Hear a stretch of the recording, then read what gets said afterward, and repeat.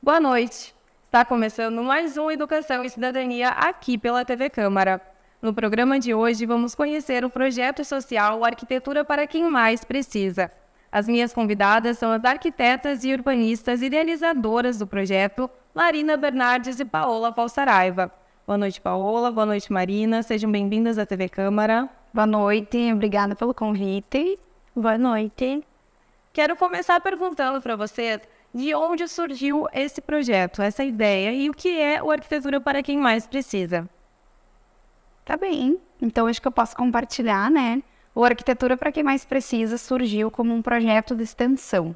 Eu dava aula em Rio do Sul, é uma universidade no Alto Vale do Itajaí, e o projeto nasceu de uma iniciativa minha com os alunos. Então, de um projeto de extensão que foi idealizado e iniciado em Rio do Sul, veio parar em Passo Fundo por convite da Paola e de outras arquitetas que, viram a iniciativa acontecendo lá e elas acharam que era muito necessário que esse projeto viesse para cá. Então, agora a gente está aqui em Passo Fundo também. Isso aí, nós percebemos a ausência de projetos semelhantes a esse que nós estamos trabalhando desde então, e aí decidimos, então, tentar trazer a ideia para cá. E, inicialmente, nós tínhamos um grupo de quase 20 meninas, né? Todas arquitetas, então foi um grupo que se fortificou bastante para que a gente conseguisse, então, iniciar as primeiras obras na cidade. E como começou esse projeto? Qual foi a primeira obra? Dani. A primeira obra foi a Dani. Era uma reforma de um banheiro. A gente até estava com a intenção de repente... porque lá em Rio do Sul, a nossa primeira obra foi de uma casa, mas a gente viu que levava muito tempo, muito custo, e então a gente, conversando, decidimos que talvez era melhor trabalhar num projeto menor, numa ação mais rápida, né? E aí, a primeira contemplada foi a Dani, que foi uma obra de reforma de um banheiro, né, Paola? A gente deu uma repaginada total, assim. Isso aí. E uma coisa legal é que as primeiras pessoas que chegaram até nós, elas chegaram através da CUFA, né, que é a Central Única de Favelas, porque inicialmente a gente também não sabia muito bem como chegar nessas famílias, quem selecionar. Então, nós tínhamos um amigo que participava, né, e acabou nos indicando. E, inicialmente, os participantes eram todas mulheres, né, mães, solo. Então, para nós, assim, foi muito interessante, porque nós éramos, inicialmente, um grupo predominantemente feminino, e simpatizamos muito com a ideia de ajudar mulheres, né, que estavam passando por dificuldades, enfim, não tinham condições de fazer melhorias nas suas residências, e isso aí. Né? E faz quanto tempo que o projeto atua aqui na cidade? Vai fazer 3 anos agora, né? Nós começamos na pandemia, então acho que é interessante até a gente compartilhar com vocês que a questão do banheiro também foi uma necessidade muito relacionada com a pandemia, porque o projeto começou naquele momento que as campanhas eram lavar as mãos e tal, e o próprio Conselho de Arquitetura lançou uma campanha, como que as pessoas vão lavar as mãos, manter hábitos de higiene, se elas não têm nem acesso à água, muito menos banheiro. Então, na verdade, foi uma ação muito movida bem nesse momento, assim, da pandemia. E foi mais difícil para vocês executar durante a pandemia ou até foi mais fácil?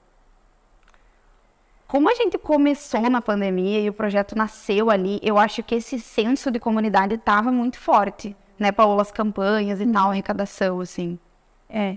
Talvez a nossa dificuldade por ter iniciado na pandemia foi a questão da proximidade com as famílias, né? Porque não tinha como a gente fazer a ação sem entrar dentro da casa das pessoas, sem conversar com essas pessoas, sem ter contato com essas pessoas. Então, a gente tinha que ter um cuidado muito grande nesse sentido, né? E hoje vocês atendem em torno de quantas famílias por ano? A média são 2 obras no ano, assim. Porque nós realizamos 5, estamos indo para a 6ª obra, e a estimativa de tempo de existência do projeto são 3 anos. Então, é mais ou menos esse o cálculo, assim. 2 famílias por ano, infelizmente, né? Nós entendemos que gostaríamos de atender muito mais famílias, mas ele é um projeto 100% voluntário. Todas as pessoas envolvidas são voluntários E todas as ações que nós fazemos, todas as obras, elas são feitas a partir de doações, né? Enfim, em dinheiro ou em materiais de construção, móveis em boas condições. Então, a gente depende muito da boa vontade das pessoas, né? Então, normalmente os nossos processos são longos. Isso que a Marina acabou de comentar, que nós focamos principalmente em banheiros, foi justamente para conseguir fazer, né, esse processo de forma mais ágil. Embora a gente tenha feito algumas reformas totais, construções totais já dentro dessas 5 obras, mas a gente leva bastante tempo, justamente porque para arrecadar são campanhas assim bem suadas, a gente diria. E como que as famílias conhecem o projeto, né? Como que vocês chegam até as famílias? Tem algum critério de avaliação? Como a necessidade ela é enorme, existem tantas famílias, o nosso critério ele é muito simples. É uma família que está em condição, que a gente chama de exposta a riscos em vulnerabilidade socioambiental, é isso que a gente chama, que são pessoas que estão expostas a riscos ambientais, ou seja, elas não têm tratamento de esgoto, elas não têm o vaso, não tem fossa, né? Então, o nosso critério ele já parte disso e da questão de vulnerabilidade social, porque são famílias que não têm condições financeiras de mudar de posição. Ou seja, elas, com o valor que elas têm, fazer a obra. Então, assim, é um critério que a gente chama de muito baixo, porque tem tanta família em Passo Fundo nessa condição, que basicamente a gente escolhe a primeira pessoa que vem no momento que a gente está podendo começar uma campanha, sabe? É mais ou menos assim. Então, a fila de espera para as famílias que buscam, né, é grande. Tem bastante demanda. Sempre tem.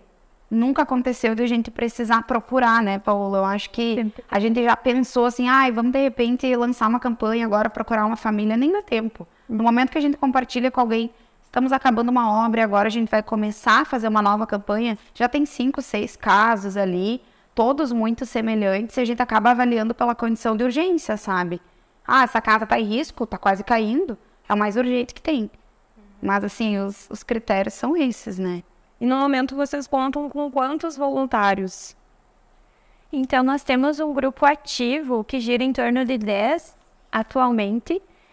Hoje nós não somos compostas somente por arquitetos, tem uma engenheira também junto, e também não é mais um grupo só feminino. Nós temos homens também que nos auxiliam. Então, esse é o nosso grupo mais ativo, né? Que seria o grupo que organiza os projetos, faz as visitas até as famílias, organiza as campanhas de arrecadação. E nós temos um outro grupo maior, que eu acho que deve girar em torno de 70 pessoas, que são voluntários que nos auxiliam quando nós fazemos mutirões, de forma geral.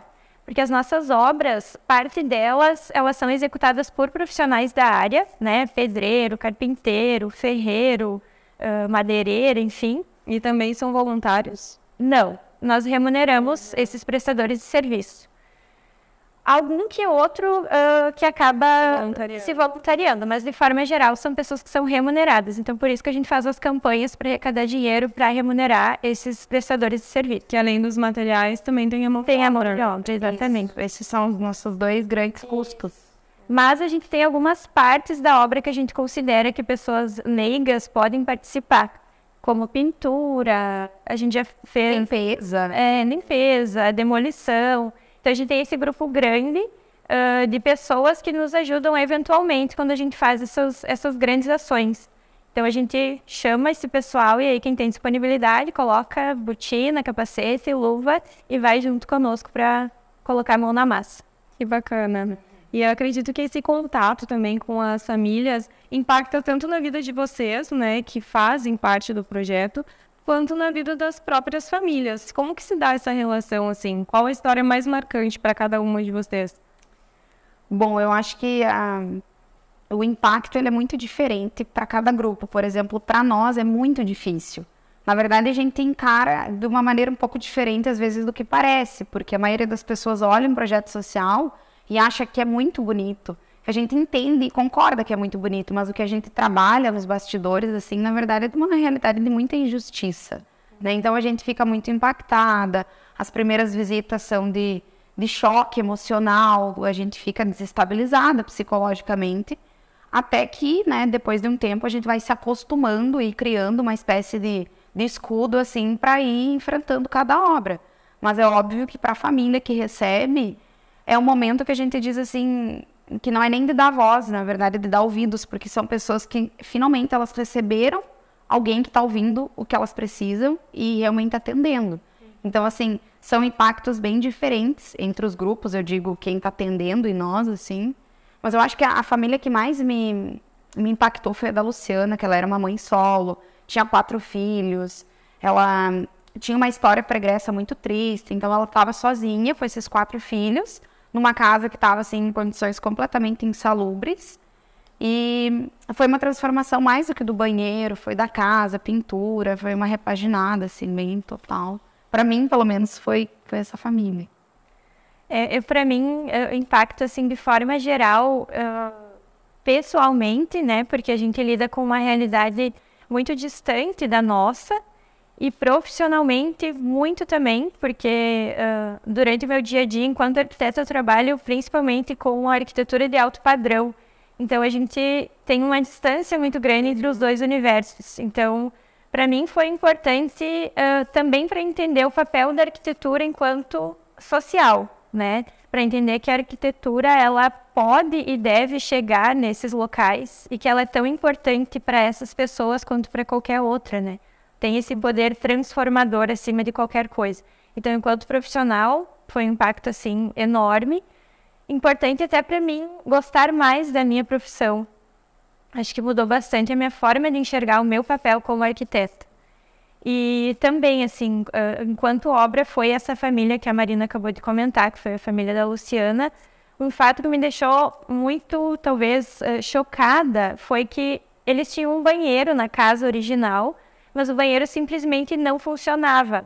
A pia estava entupida, a bacia sanitária estava entupida porque as crianças colocavam muita coisa dentro.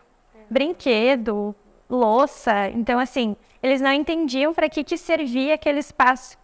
E quando a gente fez a reforma total da casa, o banheiro novo, quando a gente foi fazer a entrega do espaço, a gente percebeu o tamanho da complexidade daquilo. A gente entendeu, acho que a partir daí, que não era só o material que a gente precisava trabalhar com aquelas pessoas e entregar para aquelas pessoas.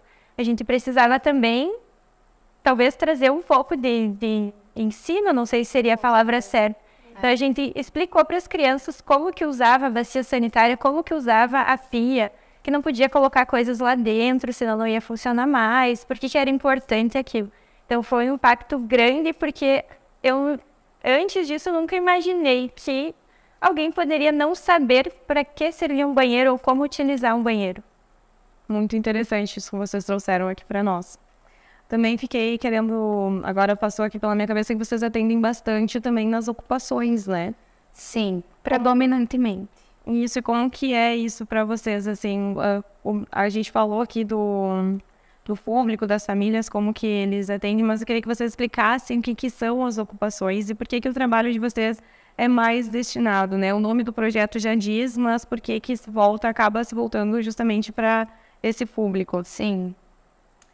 Bom, periferia em Passo Fundo são essas áreas de ocupações, né? O que a gente tem hoje de extrema vulnerabilidade, de pobreza, de segregação, que são pessoas que estão vivendo excluídas do que a gente chama de malha, de cidade, né? De tecido urbano, são as ocupações. Então, a gente não tem aqui em Passo Fundo uma favela, a gente nem costuma chamar de periferia, mas assim, as ocupações são essas áreas, né? E elas são espaços invisibilizados pela gestão pública, pelas medidas do Estado. E o que a gente vê em Passo Fundo é quase um grupo de estimativas aqui que nem são tão precisas. Dizem que tem aproximadamente 40 mil pessoas vivendo em ocupações. Então, assim, o que a gente tem aqui hoje é um número enorme de pessoas em condição de extrema vulnerabilidade, aquela que eu comentei, socioambiental. Que elas estão numa casa que está caindo, num banheiro que se tem tá caindo também. Então, nem foi uma questão de escolher, nós vamos ir para as ocupações. É onde se encontra toda a exclusão, né, social de Passo Fundo, assim. Isso, e porque nós entendemos que, embora existam, a gente estava até discutindo isso anteriormente, embora existam políticas públicas, né, voltadas a essas famílias, e a moradia digna é um direito, né, previsto em Constituição. Na prática, a gente não vê muita coisa acontecendo, né, especialmente na nossa cidade. Então, talvez a nossa maior motivação seja isso, sabe? A gente costuma falar que nós entendemos que fazemos muito pouco, né? Se a gente for analisar, parece que 5 famílias é pouco em tanto tempo, mas nós entendemos que muito mais do que entregar essas obras para essas famílias, entendemos que não deixa de ser uma forma de denúncia, né, e de chamar a atenção também, né, das autoridades, da sociedade como um todo, que muitas vezes nem imagina que existe essa realidade na nossa cidade, né, que existem pessoas que realmente precisam dessa atenção.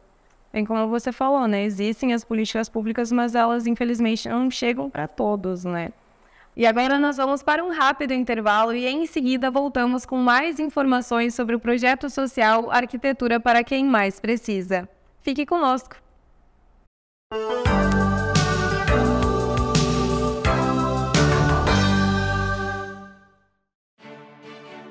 A Câmara de Vereadores é a Casa do Povo. Aqui são criados, votados e aprovados os projetos de lei que definem o rumo e o futuro do nosso município. A Câmara de Vereadores também exerce a função fiscalizadora, supervisionando as ações e decisões do Poder Executivo. Faça parte das decisões. Quando a comunidade participa, a cidade cresce.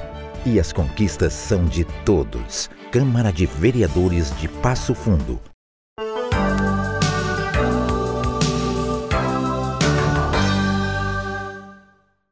Estamos de volta com o programa Educação e Cidadania.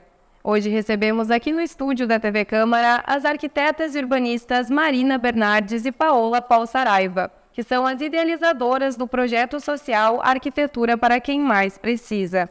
No primeiro bloco, nós falamos sobre o que é o projeto e como funciona. Agora, nós vamos falar um pouquinho mais de outras coisas que estão ao entorno, né, dessa iniciativa, como, por exemplo, os direitos humanos. Tem como falar em habitação sem falar de direitos humanos? Com certeza não tem como, né? É claro que a questão da desigualdade social, dos mecanismos de acesso à terra no Brasil, eles são excludentes, eles são racistas. Então, tudo que a gente vive e vê hoje aqui no município é uma representação e uma parte do que acontece no Brasil inteiro. Então, os direitos humanos, as leis, os instrumentos do estatuto da cidade, por exemplo, vieram, né, com essa iniciativa de proteger a população que é vulnerável, para que elas tenham esse acesso, já que sempre foi negado. Mas, infelizmente, o déficit habitacional é um problema brasileiro. A gente sabe que aqui em Passo Fundo isso existe, né, mas é um problema do país. Então, todos esses mecanismos que surgiram são importantes, mas sem iniciativas que coloquem realmente essas pessoas tendo seu acesso, né, à moradia, não de nada adianta. Então, direitos humanos estão aí, são importantes, mas a gente precisa realmente de uma política pública que coloque essas pessoas, né, tanto acessando a casa quanto a cidade. E essas políticas públicas, muitas delas já existem, né? E o que vocês acham, na perspectiva de vocês, que falta para elas atenderem mais a comunidade aqui de Passo Fundo, né? De forma mais eficaz? Acho que definitivamente investimento financeiro, né? Porque como a gente tem meios, a gente tem respaldo legal, respaldo jurídico, constitucional, mais leis não são necessárias, sabe? Mas a gente precisa realmente de investimento. Regularizar as ocupações, criar projetos de melhoria habitacional, começar por aí. Então, de fato, assim, é investir nisso. E também a questão da fiscalização, né, dessas políticas públicas, tanto pela parte do legislativo, quanto pela parte da própria comunidade também, né? Eu acho que as comunidades, elas não denunciam também tanto, acho isso, né? Não sei qual o ponto de vista de vocês sobre isso. Com certeza, de acordo contigo, né? Existe um desconhecimento tão grande do que é direito para todas as pessoas, né? E eu acho que, com certeza, a gente teria que chegar até lá com a informação, mas acho que principalmente a fiscalização dessas leis, né? Porque já que existem, a gente precisa fiscalizar para que elas realmente aconteçam. E isso depende muito, né, de todo o trabalho da prefeitura, assim, em geral, né? E essa questão do dinheiro, né, do valor que precisa ser arrecadado para vocês conseguirem também completar e executar as obras e atender essas famílias. Antes a gente comentou no primeiro bloco sobre algumas campanhas. Contem mais um pouquinho sobre como que essas campanhas são realizadas. Então, a partir do momento que nós selecionamos a família que vai receber, né, o nosso auxílio, seja reforma de banheiro ou uma reforma total, nós desenvolvemos um levantamento de tudo que nós vamos precisar para essa obra. Então, nós desenvolvemos projeto, levantamento de quantitativos, para nós termos uma noção mais clara de qual que seria o valor que a gente vai precisar. E aí, a partir dessa informação, então, nós abrimos campanhas, né, que acontecem principalmente através de redes sociais. Nós utilizamos bastante o Instagram. Qual que é o arroba de vocês, inclusive, para a gente já deixar aqui embaixo registrado? É ARC para quem mais precisa, mas o mais escreve mais. Ah, escreve. Sim, eu acho que se fizer a busca no Instagram como arquitetura, para quem mais precisa, já vai aparecer na sua conta, porque não tem outra. Isso aí. Então, utilizamos principalmente o Instagram como ferramenta. Também lançamos vaquinha online. E também realizamos alguns eventos como brechó, sorteios de algumas coisas que nós recebemos doação. Então, é basicamente a partir daí. E o público participa dessas campanhas? Vocês têm um bom retorno com elas? Assim, como eu comentei anteriormente, na pandemia houve um engajamento muito grande. E a gente sabe que projetos sociais são assim, né? São ações pontuais, as pessoas colaboram e depois vai diminuindo um pouco. O que a gente sente é uma diminuição da doação financeira, mas a gente ainda vê um engajamento muito forte da comunidade na doação de material, na participação de mutirões. Então, no momento a gente vai ficar assim, com as campanhas e tal, mas nós temos planos futuros para o projeto, para realmente conseguir participar de editais, né, de financiamento. E tem empresas que são colaboradoras do projeto, que doam materiais, ou ainda não tem? Me veio a Briancini, né, que doa tintas e tal. Essa é uma empresa que sempre nos apoia de alguma maneira. Mas a gente tem muitos profissionais. E daí eu não vou te lembrar o nome de, né, claro. São profissionais, né, tipo pintor, esses fornecedores. Também contribuem. Sim, muito. Até uma informação importante a respeito de doações é que a gente sempre destaca muito que as coisas precisam estar em excelentes condições, né? A gente sofre bastante, na verdade, sofremos mais no início até a gente aprender a lidar com isso, porque nós recebíamos muitas doações de materiais que não tinha condição nenhuma próprios para uso na obra. Seria mais um descarte. Exatamente. Então, a gente aproveita, inclusive, o espaço, né? Para falar para as pessoas que se tiverem coisas para doar, materiais de construção, mobiliário, sim, obviamente que tem que ser em boas condições. E posso complementar? Até lembrei de que é importante falar que as nossas obras são normalmente feitas levantamento em alvenaria, né? Então tijolo, esse tipo de material que faz parte de obras de alvenaria, porque eventualmente alguém quer nos doar materiais de divisória, gesso e tal, e a gente acaba não usando. Então, já que nós estamos nesse espaço aqui hoje, acho que é legal comentar que materiais de construção civil que fazem parte de levantamento de alvenaria são uma boa doação. E para as pessoas que estão nos assistindo agora e que talvez tenham se interessado bastante pelo projeto e querem se voluntariar, como que funciona o voluntariado? Como que eu, por exemplo, eu poderia fazer para me voluntariar? Hoje, como nosso meio de comunicação é o Instagram, só ir lá, dar um oizinho, a gente vai retornar para cada pessoa, colocar num grupo do WhatsApp, que é ali que a gente comunica as datas dos mutirões e nesse grupo a gente também coloca toda a orientação, que vestimenta que tem que usar, o horário, qual que é a ação, vamos pintar, vai ser uma demolição. Então no grupo do WhatsApp, depois de nos chamarem no Instagram, a gente passa todas as informações. Muito bacana. E você também falou, Marina, sobre alguns projetos futuros. Quais as metas do projeto Arquitetura para quem mais precisa para esse ano e também para os próximos anos? Bom, nós estamos encaminhando um pedido, né, para regularizar o projeto, ou seja, tornar o projeto uma ONG, porque hoje o Conselho de Arquitetura lança muitos editais de apoio para iniciativas como a nossa. E eu sei que aqui também na prefeitura existem vários editais que poderiam nos apoiar. E hoje, como nós somos um grupo de voluntários que a gente recebe no Pix, vaquinha, não tem como. Então, o nosso maior objetivo do ano é realmente ter qualificação para concorrer a editais. E vocês acreditam que esses editais, com certeza, vão contribuir, né, que o projeto cresça cada vez mais e consiga atender cada vez mais famílias em necessidade, né? É esse o plano, com certeza, que, assim, tendo mais recurso financeiro, a gente consegue trabalhar com mais campanhas também, porque hoje tudo que a gente faz é dependendo muito da nossa rede, que é muito boa, inclusive, a nossa rede que eu digo de amigos, de familiares, que compartilham post e tudo mais. Mas, com certeza, tendo mais recursos, a gente cria campanhas realmente publicitárias para conseguir uma arrecadação maior, né? E entendemos também que seria necessário profissionais remunerados dentro do nosso projeto, porque, como nós comentamos, é tudo voluntário, mas todo mundo que está envolvido ali tem o seu trabalho, tem a sua família, então, obviamente que existem muitas limitações, né, para que a gente consiga realmente trabalhar dentro desse projeto. Então, no momento que o projeto se torna uma ONG, é possível que a gente tenha profissionais, né, remunerados atuando aí. Show, tomara que dê tudo certo, vai dar tudo certo, o projeto vai crescer bastante ainda. Meninas, vou deixar um espaço caso vocês queiram comentar alguma coisa com o público.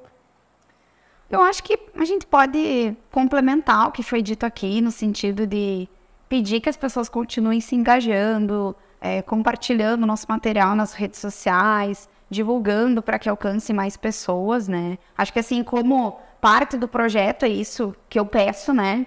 Mas, obviamente, que, assim, eu e a Paula, a gente acaba sempre finalizando qualquer entrevista comentando que se a gente pudesse pedir alguma coisa, a gente pediria que projetos como o nosso não fossem necessários, né? Porque o nosso papel, ele é atuar dentro de uma injustiça social tão grande e tão triste, que, na verdade, nosso apelo é mais esse, assim, lutar para que projetos como o nosso não sejam necessários tanto quanto são, né? Isso aí. Agradeço pela presença de vocês e a disponibilidade do tempo por estarem aqui conosco. Muito obrigada. Sucesso também para o projeto. E obrigada também a você de casa que nos acompanhou nesta noite. O programa Educação e Cidadania fica por aqui. Nos encontramos na próxima edição. Até lá!